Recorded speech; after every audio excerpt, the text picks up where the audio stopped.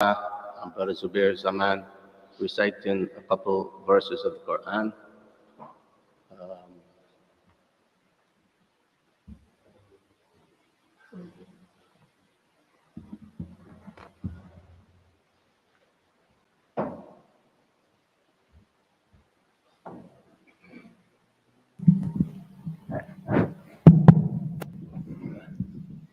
السلام عليكم. أعوذ بالله من الشيطان الرجيم. آمن الرسول بما أنزل إليه من ربه والمؤمنون كل آمن بالله وملائكته وكتبه ورسله لا نفرق بين أحد من رسله وقالوا سمعنا وأطعنا غفرانك ربنا وإليك المصير لا يكلف الله نفسا إلا وسعها لها ما كسبت وعليها ما اكتسبت ربنا لا تؤاخذنا إن نسينا أو أخطأنا ربنا ولا تحمل علينا إصرا كما حملته على الذين من قبلنا ربنا ولا تحملنا ما لا طاقة لنا به واعف عنا واغفر لنا وارحمنا أنت مولانا فانصرنا على القوم الكافرين. I'll give his younger brother, Zubair. السلام عليكم.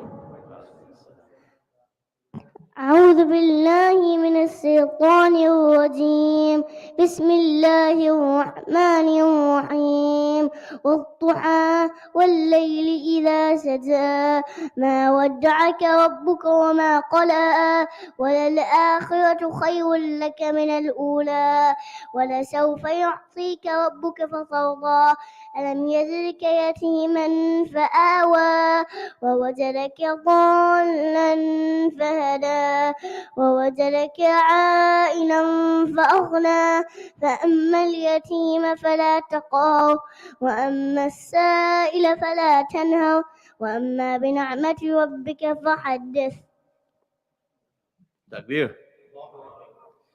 Jazakallah to the both brothers, Talha and Zubair. May Allah bless you and increase you in your knowledge. I will now ask Brother Imtiaz Zaman to give you the translation.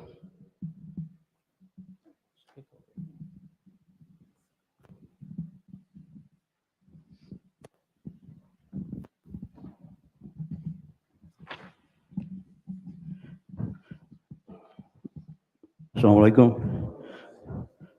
Brothers Talha and Brother Zubair both begin by saying, A'udhu billahi shaitan rajim. So I begin by translating that. I seek refuge in Allah from the curse Satan. From the last part of Surah Al-Baqarah, whatever exists in the heavens and the earth belongs to Allah. Whether you reveal or conceal the secrets of your heart, Allah will call you to account for that. Then Allah shall forgive whom He wills and torment whom He likes. And Allah has absolute power over everything. He, the Messenger, sallallahu alaihi wasallam, has believed in what has been revealed to him by his Lord. And so have done the believers.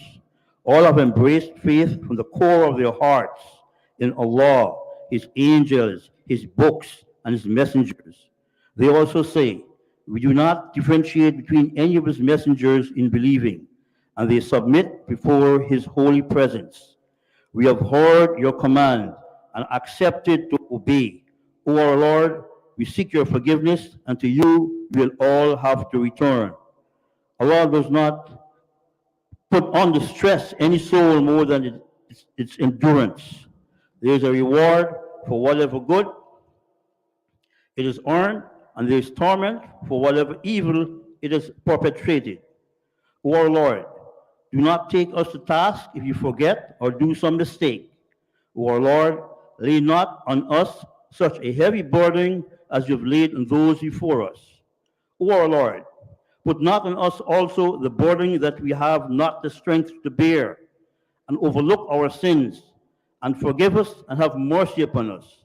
You alone are our master and helper. So grant us victory over the disbelievers. Amen. Jazakallah, Brother Imtiaz. Um, for our main presentation tonight, we have our brother, Dr. Mohamed Hakim, and he will be presenting to you the topic of faith, health, and mental health. He is also a doctor and psychologist. So, also, if you have any questions, make a note of it. You can text that number on the screen right there, and he will answer it after his talk.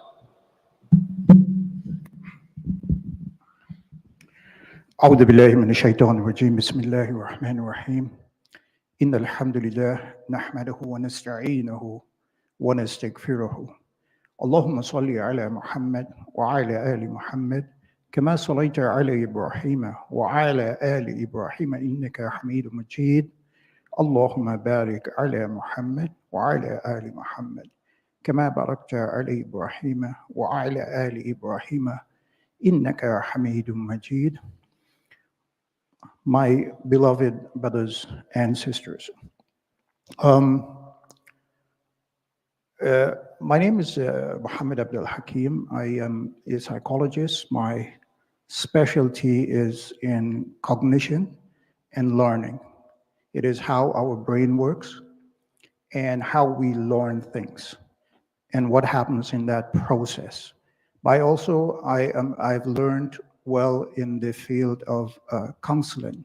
So currently I'm doing some studies in what we call, which has evolved, Islamic counseling, which is a specialty field in which we have tried to form our own way of counseling for Muslims. So that way we can peel away issues and things that are not comfortable to Muslims for us to interact or exchange. Inshallah, tonight, don't get scared about the word doctor. I'm not going to speak with big words. Our discussion here mainly is to introduce the topic of mental health. And I included faith health. And the reason for that, because both of these issues or both of these health are directly related. That is, faith health helps or aids mental health. And mental health also has an effect on faith health. And so they have a correlation wherein, to some extent, if one is bad, the other is bad. So it is extremely important for us as Muslims to have a general well-being of mental health. Now, the issue of mental health itself is a huge stigma in our community, and we only have, should I say, 25 minutes to speak about our faith health and mental health. So what I will do tonight is just a mere introduction, and I will take any questions. And anyone who is desirous of having a conversation with me further can call my number. They can get it from most of the brothers here who are at the masjid. And if you feel that you need help, please reach out. As a service to the community, I do not charge Muslims for helping them. And so if you feel that you are in a situation where you are in need of help, please reach out. Take my number, call me, have a conversation with me. If we have to meet, I will give you some time so that we can sort things out. And at that point, I will see whether to recommend that you take therapy or counseling, as we call it. So tonight, inshallah, we will make this about introducing this issue of mental health. Mental health itself lies at the very core of our functioning, our daily lives. And almost every individual at some point in their life will suffer from some sort of mental health problem. Now, when we say the word mental health, to most people, that translates into mental illness. And yes, there is, should I say, a factual statement that yes, mental illness is something that we should be aware of. Now, mental illness within the spectrum itself has over 200 levels, and we're not going to deal with that tonight. We're just going to talk about the very main ones that deals, in our daily lives that affects us mostly. So first, let's talk a little bit about faith. As a Muslim community, most of us were born into the faith of Islam. And therefore, we grow up and we practice what our parents practice. And so the strength or weakness of our faith remains in a fluid type of state. Why? Because we have never engaged in any type of reasoning or processing in which we kind of ask ourselves, why do I believe in Allah? Why do I believe in this Prophet Muhammad sallallahu alaihi wasallam? Why do I believe in this deen of Islam? And so we sort of accept that whatever our parents are practicing, we practice the same things. And so much lies within the spectrum of whatever our parents did, we continue to do the same. So if our parents, and I find that in the community, this is a fact. If our parents are ultra religious, somehow or the other, most of us become ultra religious. If our parents are people who do not practice, we become people who do not practice. And this is in essence how our community functions. So for me, I looked within our religion to find a definition of faith that I feel tells the whole of what faith is about. And I came upon, in my studies with my teacher, I read from a book called Iman, written by Sheikh Ibn Taymiyyah. And so he said this about faith. Al-ma'lumu anna al-iman huwa al-iqrar. Yani that it is understood that faith is affirmation. It is saying or agreeing with something. La mujarradul tasdiq. ضمن قول القلب الذي هو تصديق وعمل القلب الذي انقياد. Yani that he's saying that faith is not merely a belief. In addition, it is an affirmation. It is not merely something that is within your heart, but something that speaks also, that there is some actions. And so he said in the end that faith itself, allazi inqiyad, that faith is the what we call compliance. What he means is that faith is not merely something that resides in the heart, but actually it is very active. It is something that has to be translated into actions. And somewhat, if you continue reading what he's saying that if we have something in our heart which is absence of actions, then we have to question whether we really believe or don't believe. And so he's very firm on this, Sheikh Ibn Taymiyyah. And he's saying clearly that faith without action is not through faith itself. That we have to follow up faith with action. Now, faith for many of us, we know the pillars, the arkan, al-iman. We know also that Nabi sallallahu alaihi wasallam spoke about the sittun branches of faith, sab'un branches of faith, the 70 and over branches of faith. Imam Bayhaqi wrote a book and he identified 77 branches of faith in which he followed it up with hadith and Quran.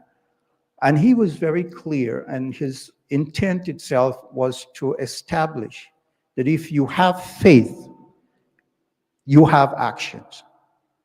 If you have faith, you have actions. And this is really at the heart of what faith is about. It is about our intention and it is about our action. Now, when it comes to faith and mental health, anyone who is suffering from mental health will be unable to practice their faith. Anyone that is suffering from any one of the spectrum of mental health will be unable to practice their faith. Why? Our rituals, our faith itself requires that we perform certain rituals. Those rituals were made faraid upon us so that we can have certain benefits from it.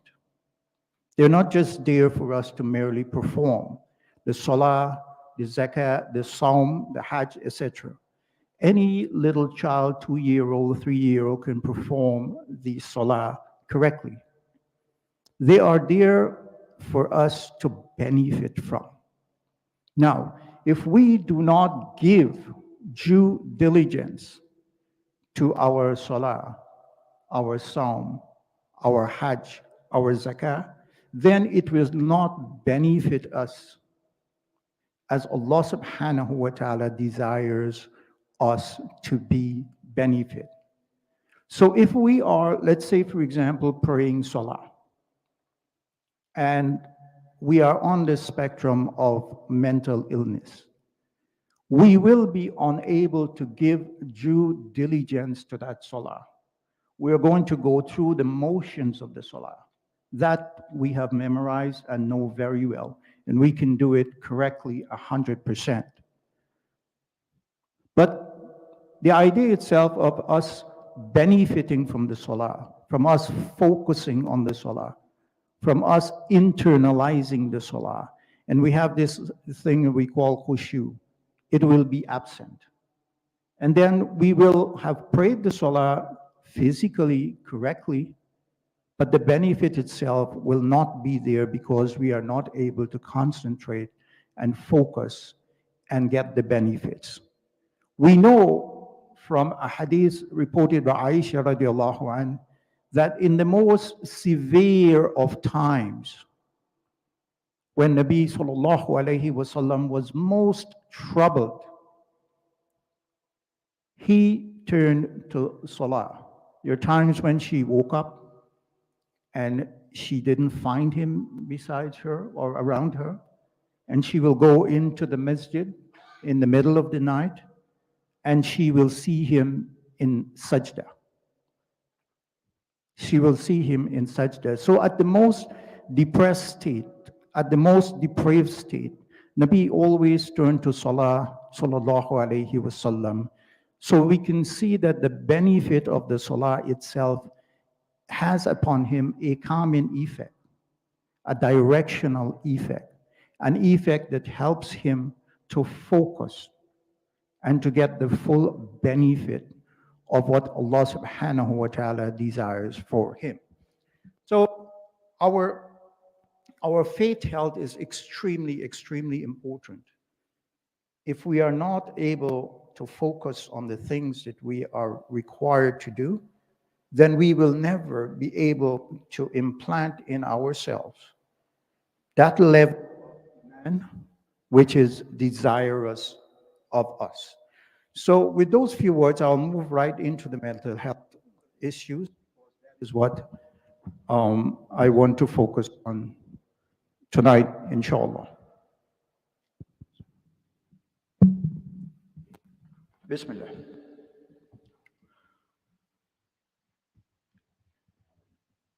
Our community within the past 50 years has evolved rapidly. Many of us are having difficulties keeping up with what is happening, the changes that is happening to us. We have these introduction into our lives, the television, the internet, the computers, the telephones, etc. And many of us, the elders especially, are at a point where most that they can do with the phone currently is maybe answer a call and make a call, and are unable to interact with the phone. So many of us are getting left behind. But this evolutionary process has caused major stress upon us. Major stress upon us, because it is the introduction of what we call artificial intelligence into our lives that is changing the way we think, changing the way we operate as human beings. And many of us who are, should I say, adult into elderly, are finding these changes so difficult to co-opt into our lives. So these things have, unfortunately, major effects on our lives. Pre-pandemic, a lot of us were able to cope with life. The pandemic and post-pandemic now, we have a huge, a 50% raise, in mental illness, an increase of 50%. Why is that so? Well, many of us have had to stay home, to be isolated, forced to interact with our families, forced to live through the computer, through the internet, etc., etc. And so we were faced with many problems in terms of being social. And so this isolation itself has caused a lot of us some heavy burden, and as such, the onset of some of our mental illness that we suffer from. Now, there are many of us who feel, as human beings, and especially as Muslims, mental health does not affect us, or mental health does not affect me. This is a problem because every human being, at some time or the other, suffer from some form of mental illness. I don't care who we are. We can be a doctor, we can be a laborer, etc. We can be very wealthy or very poor. But every human being at some stage in their life will suffer from some form of mental illness. But as Muslims, I find especially, we have a problem, a huge problem. And the problem is that we are in a state of denial. We are in a state of denial. We do not believe that we can or do suffer from mental illness. And we'll talk a little bit more. But why is this so? Why is it that we are reluctant to talk about mental illness? Why is it that we are reluctant to go seek help about mental illness? In many cases, our family and members of our family suffers from mental illness. And we are reluctant to go out and seek help in order to see how we can alleviate some of their distress. For example, why is it that we don't want to go? We don't want to be judged. We feel that if we went and seek help, we will be judged as quote-unquote crazy. Well, you met with a psychologist, you're taking therapy, therefore you are crazy. This is just pure ignorance. We define anyone who goes and seek help as being weak and incompetent. We have this macho kind of idea about us that, you know what, I am bigger than this. I do not need help. I can handle this. I can deal with it. So therefore, I do not need to go to speak to someone, a counselor, a therapist, etc. We have also this feeling of shame and embarrassment, that if anyone knows that we are speaking to someone, a therapist, etc., to get some help to stabilize ourselves, we will feel shame and we are embarrassed because it presents us as weak people. And these are things that holds many of us back. I remember a good friend of mine, when I'm studying psychology, he says, "You're studying witchcraft." I said, "Fine." But then when he gets into problem with his 17-year-old son, he suffered from defiant disorder. he turns to me, and of course I said to him, what do you want with witchcraft? You know, so yes, I did go and I did help him out with his child because he was my schoolmate back home. So many of us, you know, we do not want anyone to know. And so then we suffer silently. And then the end result of that, our family suffers with us because of the behavior that we have in our interaction with our family, our husband, our wife, our children, our neighbors, our friends, etc., and the community at large. And so we prefer to suffer silently and affect those around us rather than going out and seeking help.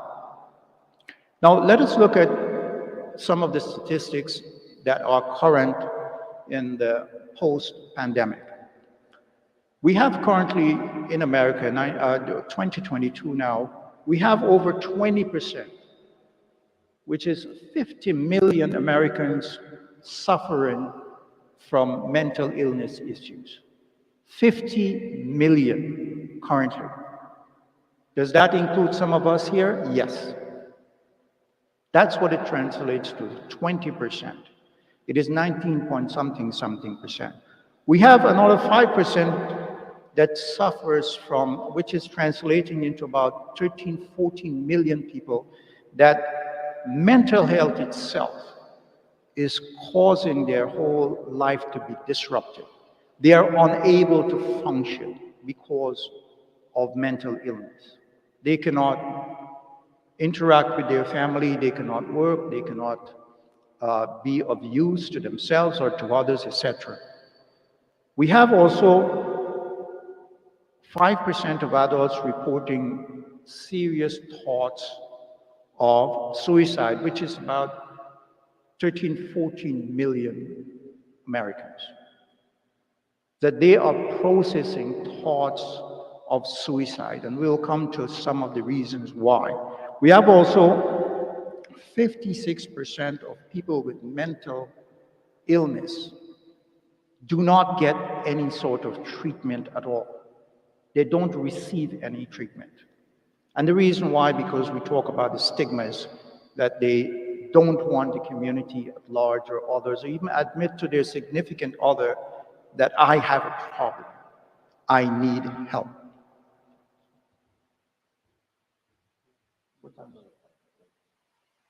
Okay. All right, so we want to leave some questions, right? Okay. So this is the statistics. Now, here are some things that we can look at within ourselves when, if we do have mental health illness or mental illness. Here are some of the things that we should look for, or what we call warning signs. We have eating and sleeping disorder. Either we're sleeping too much or sleeping too little. Either we're eating too much or eating too little, and we're unable to control that. That is one. Two, we isolate ourselves from others. If you find that you're isolating yourself from others, this is a sign that we are suffering from some form of mental illness. If you're having low energy, and we'll talk about the biological factors just now, you're suffering from low energy, you're not able to, your body is hurting and aching, you're not able to get up, you're not able to go, you're not able to be the person that you're supposed to be. This is a sign that something is wrong, and we'll talk more about that. You're feeling helpless and hopeless. That I feel I'm not worth anything. I don't want to go about my life. I am feeling as if I have no worth. This is a sign of mental illness. We have experiencing severe moods that causes problems in all of our relationships. For example, we are not able to relate to others in a way that is conversational, I should put it. That we can't have a conversation. The moment we begin to have a conversation with someone, we take it to the extreme. It escalates. We shout, we scream, we get angry, we behave in a very rude manner. And the source of that is some form of mental illness. We have persistent negative thoughts. Allah speaks about this, but we're dealing with this from a psychological point of view. Within our minds, we see the world negatively. Everything that we interacting, everything that we look at, everything that we do, we only look for the negative side of it. And we are unable to bring ourselves to see the positive outcome of that. And then we have, if we are hearing voices and seeing things, which happens,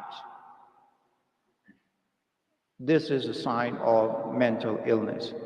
If we are thinking of harming ourselves and harming others, if this is persistent within us, we have some form of mental illness. And so I will stick with these. These are some of the signs of mental illness in general. As for chemical reaction in our bodies, this is one of my expertise. We have cortisol. Cortisol is what we call the fight or flight hormones. And so if we continuously feel this high tension within us, then it is a continuous flow of cortisol. And this hormone is very damaging to us. It's damaging to our internal organs. And it causes massive problems within our body. And anxiety and depression are two related mental illness from the overflow or underflow of cortisol, the hormone cortisol. We also have other hormones that are at play. We have dopamine, we have norepinephrine. We also have what we call where these hormones flow to. We have our neurotransmitters in our brain. And the synapse, that's where it transmits from one to the other. And that's how we are able to process thoughts. But when these hormones are overflowing or underflowing, then we find that we are not able to process thoughts in a formal, normal way. And so this is where sometimes the psychologist and the psychiatrist comes in. Let me briefly explain to you what's the difference between the two.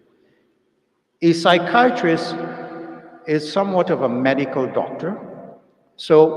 And a psychologist is what we do, what is called talk therapy.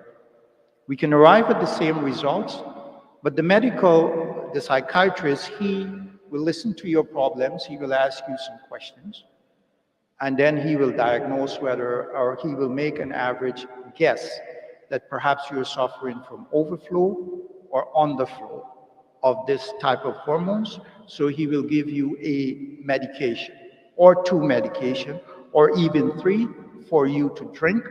Either it is to impede the flow of the hormone or that it sort of speeds up the flow of the hormone to bring a balance to the individual. So a psychiatrist, he issues medication in order to deal with a problem.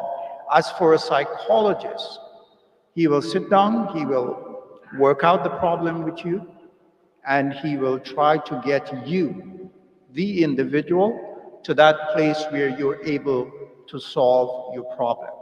Whatever it is that is causing this quote-unquote depression or anxiety or any other problem that we are facing. We're good? Okay, no problem. So these are, in general, the chemical imbalance in our body that causes mental illness. We have also, let me just go briefly, some of the mental illness. We ran out of time. We have something called anxiety disorder. Anxiety disorder is a major problem right now. If you go to a medical doctor, the medical panel has now they have recommended and it requires that they give you a screening. So soon in time, when you go to your medical doctor, you will get a sheet of paper that you have some questions to answer. And this is your regular medical doctor. And you're going to have to answer some questions. It's a screening to see whether they recommend that you get therapy or not for anxiety. We have behavioral disorders. This is mostly related to our young people and children, like ADHD and defiant disorder, etc., etc. We have eating disorder. We have like anorexia, bulimia, etc. We have obsessive compulsive disorder. That is that when we have thoughts in our minds that we are not able to sort out, so we have to repeat this because we are feeling insecure. So we keep repeating something over and over because we are not sure. That's the insecurity of obsessive compulsive disorder. We have what is called mood disorders, and this is a very big spectrum. We have what is called depression, bipolar disorder, seasonal affective disorder, SAD. Most of us suffer from this in the winter time, and there are general signs of it. And so we have what is called psychotic disorder. This can include hallucination, delusions, etc. And we have suicidal behavior. Suicide is really up in our country, especially between 14 and 28 years. This is a leading cause of death. And the stress upon our life is what brings on this idea of suicidal thoughts. And yes, it affects a lot of Muslims if you're keeping up to date. A lot of Muslims are committing suicide now because help is not there to see how to help alleviate some of their suffering. And so we have trauma and stress disorders. That is PTSD. Yani this is when a person may have experienced something severe trauma, like rape or sometime war or some other trauma like loss of a significant other, etc., children. These things can lead, someone to a stressful situation in which they are not able to get themselves out of. And there's so much more information, I don't know, later on. I would like for us as a community to actually take some of these and like, let's say, for example, anxiety disorder, depression, etc., and go into the topic itself, and perhaps we can help ourselves to see how we can mediate this rather than end up with a therapist, etc., etc. So with that, I'm going to bring it to a close because we are on time, and answer any short question, because again, I couldn't do justice to the topic with this few minutes that we are given. So, question.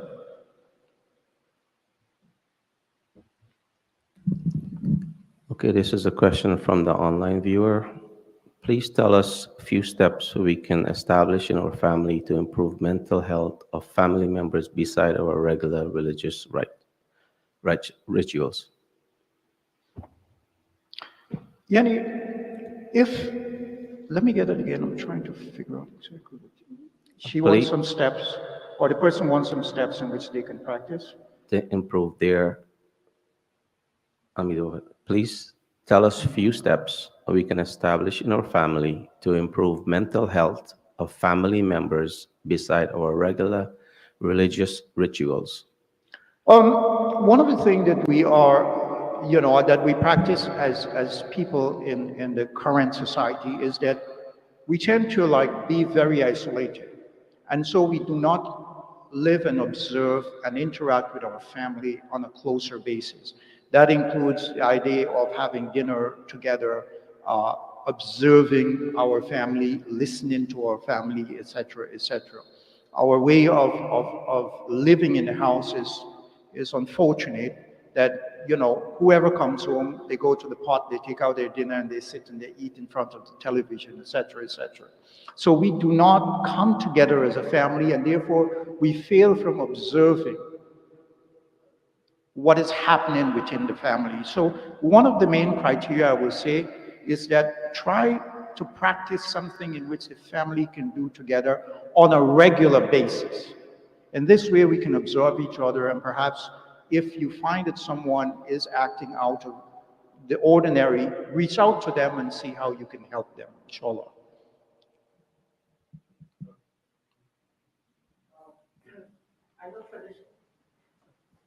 Sorry. They gotta hear online. Assalamu alaikum. Welcome, sir. I know as a small kid growing up, you would hear our elders telling us the importance of going outside, getting some fresh air, getting some sunlight.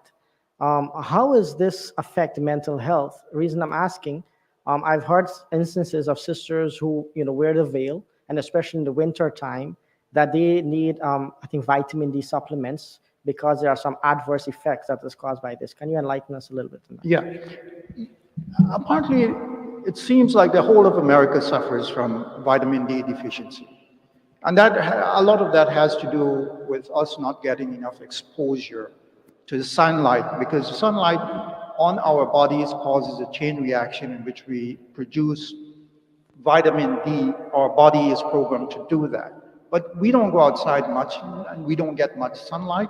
And it will be difficult for the sisters who cover themselves up entirely to get enough sunlight in order for them our bodies to produce vitamin D.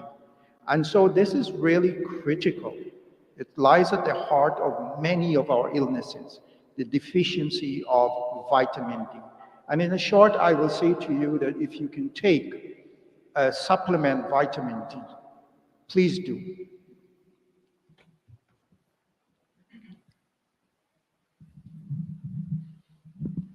Assalamu alaikum wa rahmatullah. I have more than one question, but I'll pose the first one. And this is regarding the question about mental health and people who are being affected by jinns. How do we differentiate when we have a situation like this? Jazakallah. Barakallah fi. Yani, I have much stories in which, we have a problem in our community. We have had stories of people getting beaten and all kind of crazy things when they are suffering from mental health. And so many of us are not qualified. We're not qualified to distinguish. We have some people who are very versed in jinn situations, but they are not versed in mental health. What are the problems of mental health and how do we distinguish? And so one or the other, it is a problem. So this type of situation, I've been approached many times about the jinn situation. And I generally advise people that that should not be our first option. It is an option, but it shouldn't be our first option. If we are suffering from some related abnormal actions or words, etc., search first within the spectrum of mental health to see if we have anything or we are suffering from anything, and then go to this idea of jinn possession.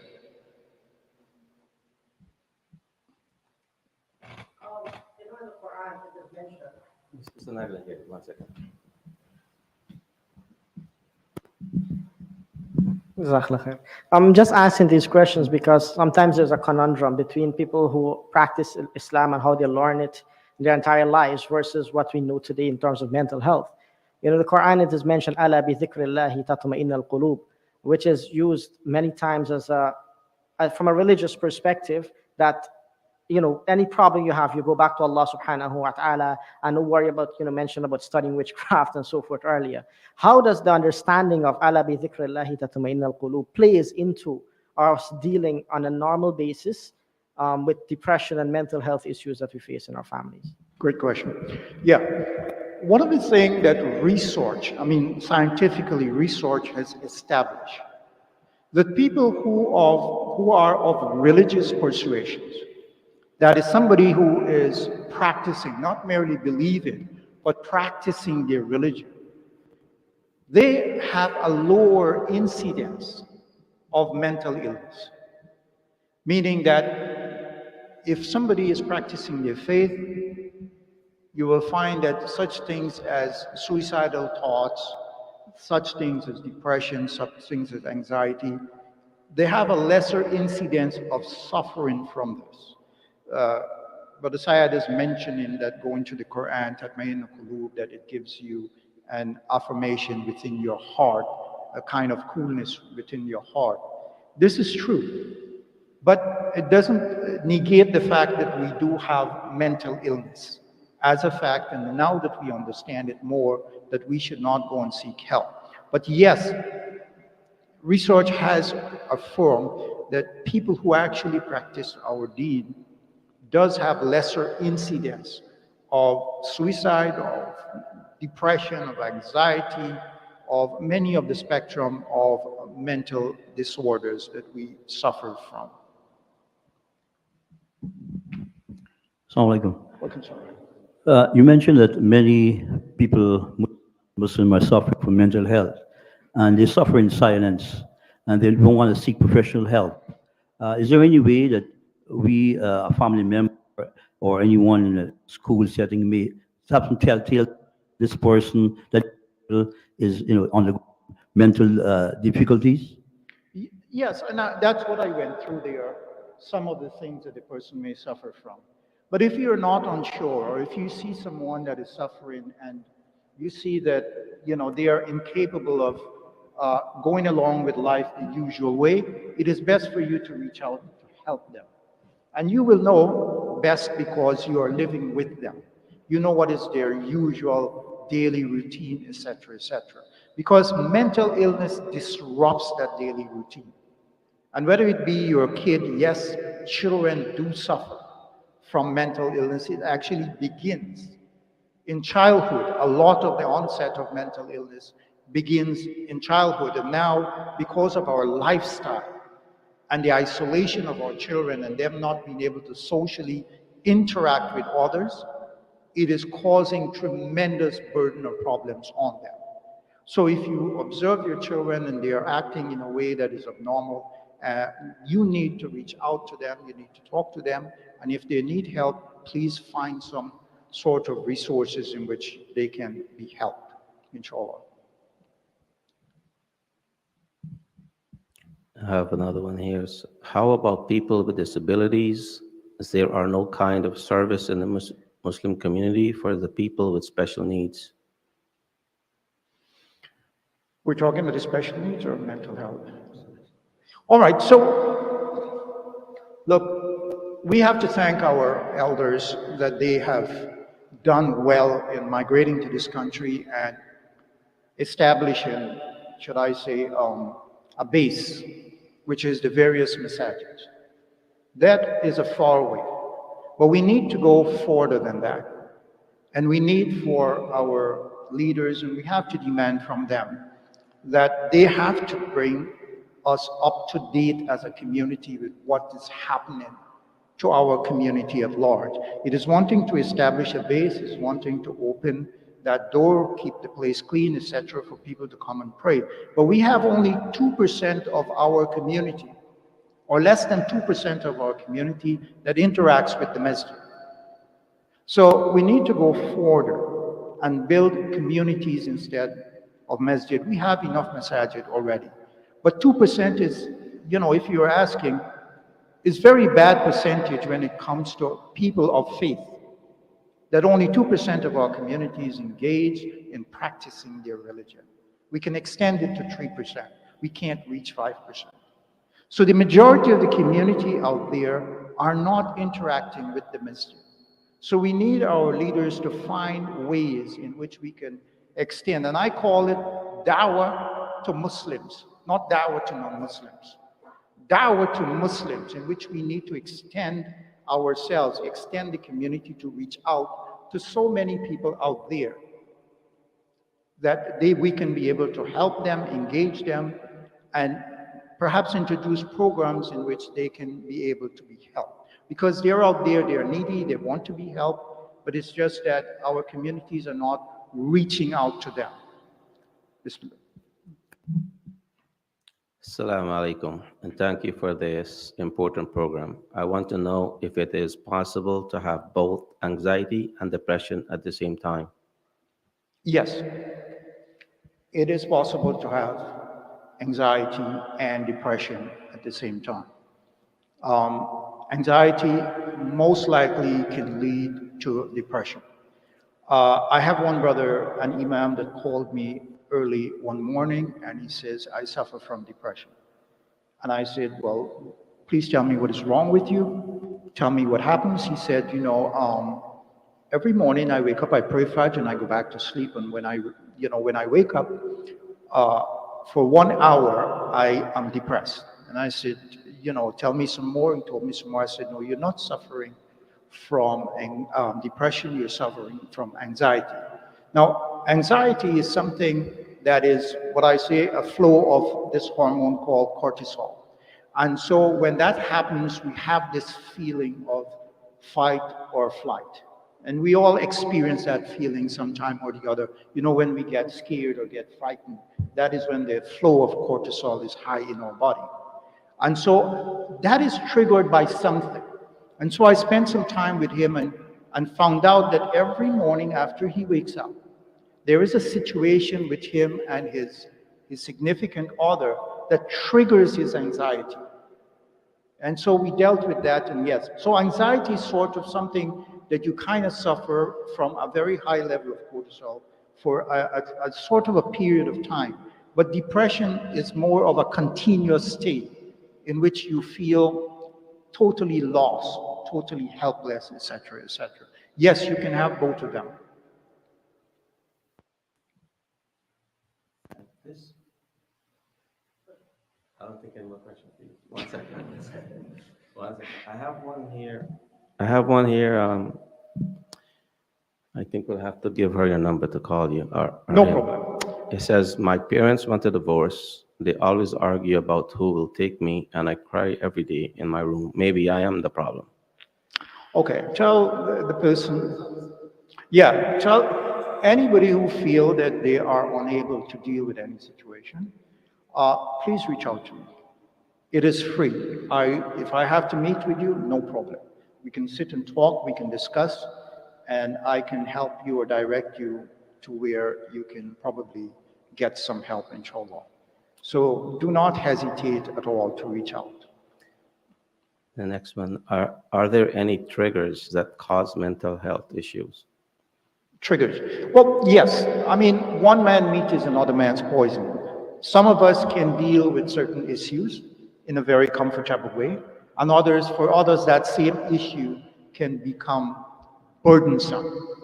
And there are many factors in our lives, probably how we interact with each other, how we interact with our family or our neighbors, etc., etc. There are many things which, even our economic situation can be stressful. Many of us have problems dealing with our bills, etc., etc. And that also can cause a level of anxiety, which can lead to depression. So it can be many. There is no one specific thing that could lead to these illnesses. Sorry. Syed, I have to start charging you now. Inshallah. The reason I'm asking this, I mean, there are a lot of mental health issues, and many places they would offer things like meditation and so forth. As Muslims, we have dhikr and different acts of verbal ibadah that we can do. As Sheikh as well, can you maybe shed some light as to how important this is, or not important, or whether it's actively beneficial to mental health to involve in, when you're going through these turbulent times, dhikr of Allah, Quran, dua, and whether this is actively helping people. Rabbana. One of the things is that we are encouraged to come to the masjid and pray in Jama'ah, and more so because, one, it is community oriented, and this is really good and impactful as individual or members of the community, that we belong to a group that has an objective that tells you, the do's and don'ts, etc., of life, a group that supports us in the time of distress. For example, we have such a unique way that when someone dies, how we go to their homes and give our condolences, how we pray as a community, the janazah for that person, etc., etc. There's so many things in Islam, and that's another topic that is really beneficial to maintaining our mental health, but we have to be aware of it. Now, I'll be honest with you, I love to pray alone. I love to pray alone simply because I am able to direct how I pray, what I pray, etc., etc. And one of the things that I do every single morning is that I sit by myself for 15 minutes. I sit by myself for 15 minutes and try in some way or the other to see if I can have no thoughts. It's not meditation. It's just a way of me emptying my mind. And the second part of that is that I try to reconcile one or two things that are bothering me, that is causing me some level of anxiety, whatever it is. Because if we can sit and process that by ourselves in the most comfortable of way, it will lessen the feelings of loss and anxiety, etc., etc. All right, we're not taking more questions. I have one last one, and then I have one. How do you deal with disassociation and extensional anxiety? Again, it turns to the individual. The severity of disassociation within the individual itself. It's a person that isolates themselves, and we have this what we call SAD or seasonal affective disorder.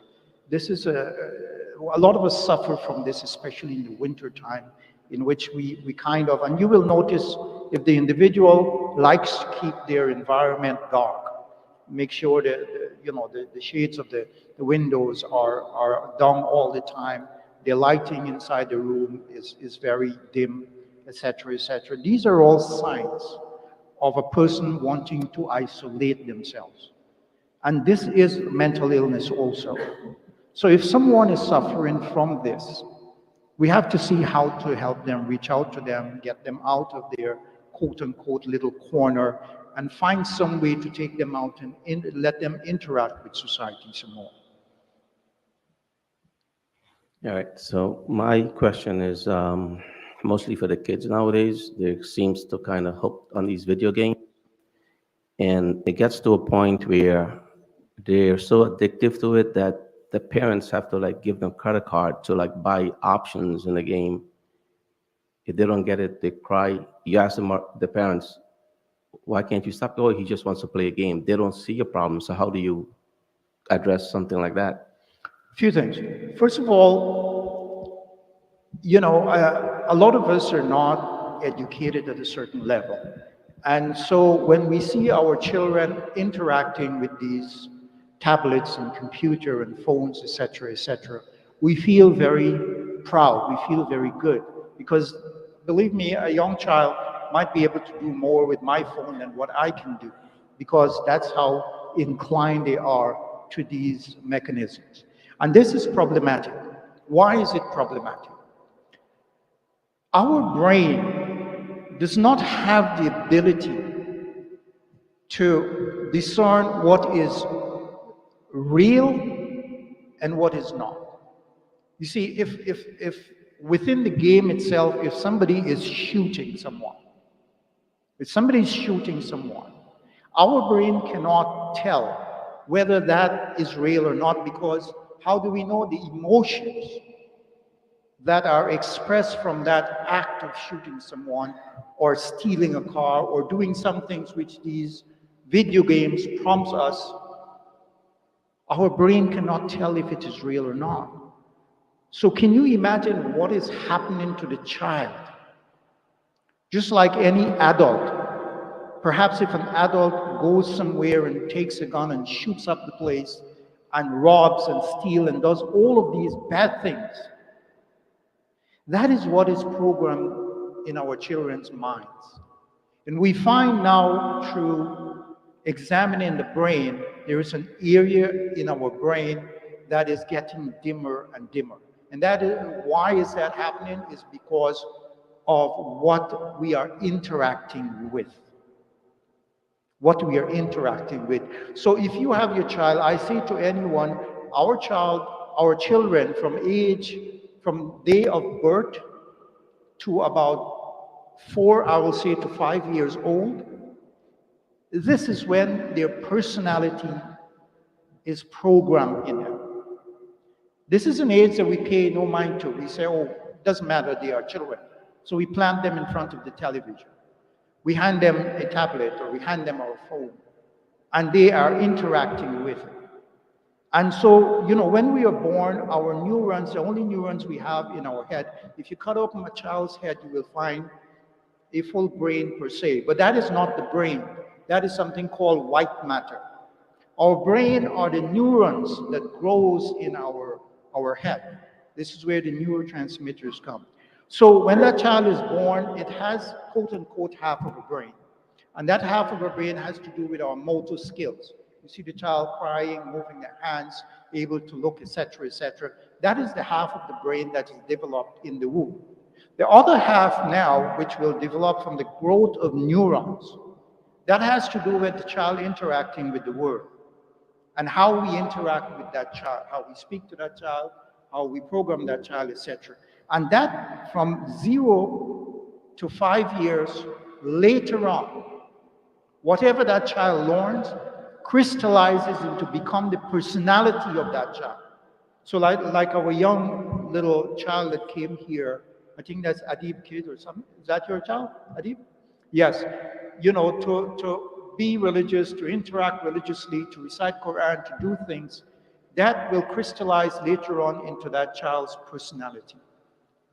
So 1 to 5 years is critical. So if we put that child in front of a computer, in front of a television, etc., we are programming that child for failure. And that will manifest itself later on in a much dangerous way, because that child the brain is not able to distinguish what is real and what is fake. So imagine you program a child to shoot someone through the video game. That is embedded in that child. So if that child actually lives that out later on, which is happening in our country here, we have kids going around with submachine guns, etc., just slaughtering people. Within that child itself, that has already been programmed. There's also the issue of excitement. Because once that child is playing the game, etc., the flow of that hormones of dopamine, etc., is so continuous that the child becomes desensitized. So in order for that child to get some level of excitement anymore, you find that they may behave outside of the norm to get attention, etc., etc. These are really, really big topics that we need to discuss at a very deep level. We're out of time. I'm sorry, we have to cut short. We're reaching Asia soon. I'd like to say Jazakallah khair, Brother Hakim, for enlightening us on this topic that exists amongst us, but no one wants to talk about. Brothers, after Salah, we'll have dinner in the basement. The sister will have their dinner on the same floor they're at. May Allah subhanahu wa ta'ala increase our brother, bless him, so he can continue to help us in this. Maybe we'll do part 2 sometime. We'll talk. Inshallah. Inshallah. Subhanakallahumma wa bihamdik wa nashhadu an la ilaha illa ant wa nastaghfiruka wa natubu ilayk. Walas innal insana lafi khusr illa alladhina amanu wa amilus solihat wa tawassaw bil haqq wa tawassaw bis sabr. Assalamu alaikum.